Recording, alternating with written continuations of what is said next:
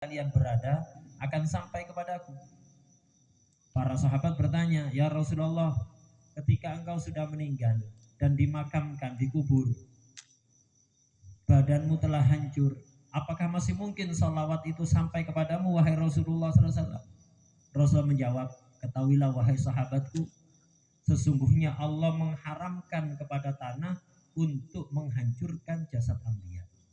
Jasad anbiya tidak akan hancur oleh tanah. Dalam hadis yang lain dijelaskan bahwa tidaklah seorang hamba itu bersolawat kepada Rasulullah SAW dimanapun dia berada, kecuali pasti akan dibalas oleh Rasulullah SAW. Orang yang bersolawat pada Nabi, akan ada malaikat yang bertugas khusus menyampaikan salawat itu. Disebutkan namanya, identitasnya, kemudian nama orang tuanya.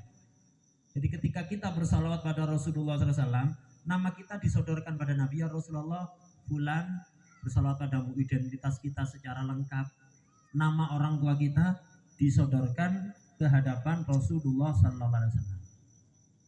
Salawat disampaikan oleh malaikat ini setiap saat, kecuali hari Jumat dan malam Jumat. Salawat yang dibaca di malam Jumat atau hari Jumat akan langsung terdengar oleh Nabi tanpa perantara malaikat, akan langsung dibalas oleh Nabi tanpa perantara malaikat.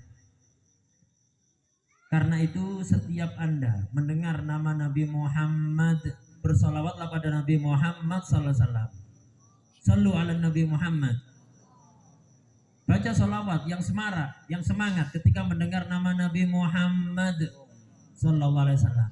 Baca salawat ketika mendengar Nabi Muhammad, jangan nunggu orang lain salawat.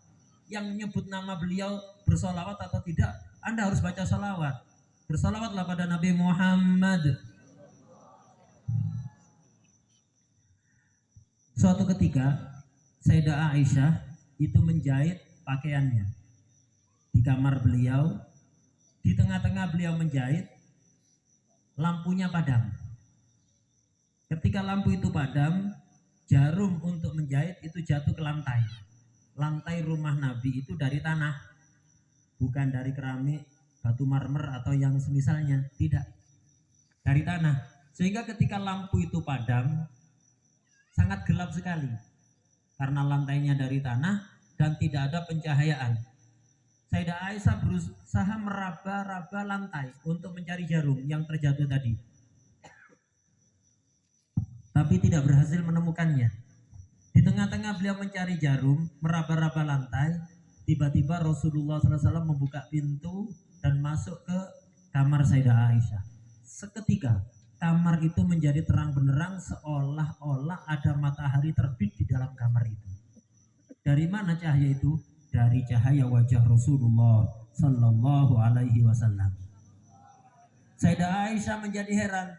Wahai Rasulullah, benar kata Abu Talib ketika dia mengatakan, wa abyadu yustasqal ghamamu biwajhihi rimalul yatama ismatun lil aramili. Nabi Muhammad SAW adalah orang yang kulitnya putih berseri,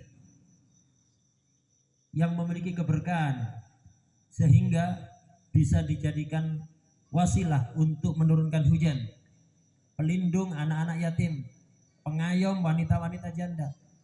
Engkau betul-betul layak dipuji seperti itu, wahai Rasulullah. Kemudian Rasulullah SAW mengatakan, ya Aisyah, wahai Aisyah, celaka besar bagi orang yang tidak memiliki kesempatan memandang wajahku nanti di hari kiamat. Sayyidah Aisyah bertanya, ya Rasulullah, siapa orang yang tidak memiliki kesempatan untuk memandang wajah Anda? Rasulullah menjawab, yang tidak bisa memandang wajahku adalah orang yang paling pelit, paling kikir.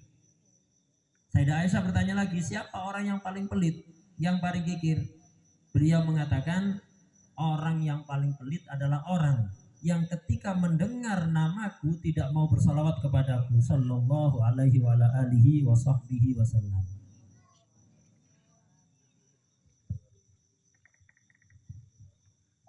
Wassalatu ala Nabi Muhammad sallallahu alaihi wa alihi wa sahbihi wasallam. من أفضل الأعمال المقربات لرب البريات سبحانه وتعالى، وهي من أعظم الوسائل في استجابة الدعوات. سمع النبي محمد صلى الله عليه وسلم رجلا يدعو